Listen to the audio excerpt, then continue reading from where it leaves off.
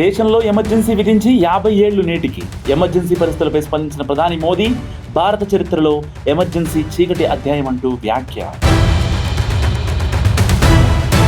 పేరు నాని విడుదల రజనీ పిటిషన్లపై నేడు విచారణ. జగన్ పల్నాడు జిల్లా పర్యటనలో తమపై నమోదైన కేసులో చర్యలు తీసుకోకుండా ఆదేశాలు ఇవ్వాలంటూ పిటిషన్. జగన్ అధ్యక్షతన వైసీపీ నేతల కీలక సమావేశం. తాజా రాజకీయ పరిణామాలు, పార్టీ నేతల అరెస్టులపై చర్చలు. కొనసాగుతున్న ఆపరేషన్ సింధు, ఇజ్రాయెల్ నుంచి భారతీయుల తరలింపు, భారత్కు చేరుకోనున్న మరో 2 విమానాలు. తెలంగాణలో స్థానిక సంస్థల ఎన్నికలకు లైన్ క్లియర్.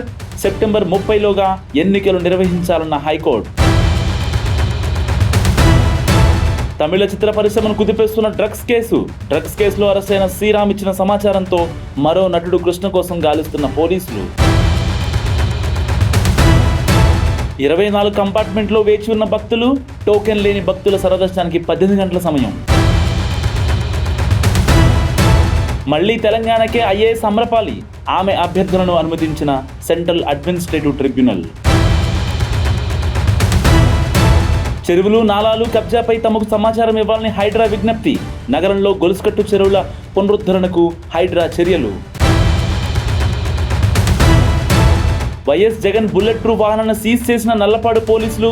జగన్ సత్తెనపల్లి పర్యటనలో సింగయ్య మృతి ఘటనపై విచారణ. ఉద్యోగాల కోసం ఆనాడు విద్యార్థులు రోడ్లెక్కి ధర్నా చేశారు. ఇవాళ మేము నోటిఫికేషన్లు ఇచ్చి ఉద్యోగాలు ఇచ్చామన్న సీఎం రేవంత్ రెడ్డి. 10 ఏళ్ల బీఆర్ఎస్ ప్రభుత్వం ఏ సాగునీటి ప్రాజెక్టును చేపట్టలేదు. పేరు మార్చి, ఊరు మార్చి కాళేశ్వరం కట్టి 1,00,000 కోట్లు దోపిడీ చేశారన్న రేవంత్. అంబటి రాంబాబుకు కీలక పదవి. గుంటూరు వెస్ట్ అసెంబ్లీ కాన్స్టిట్యుయెన్సీ సమన్వయకర్తగా నియామకం.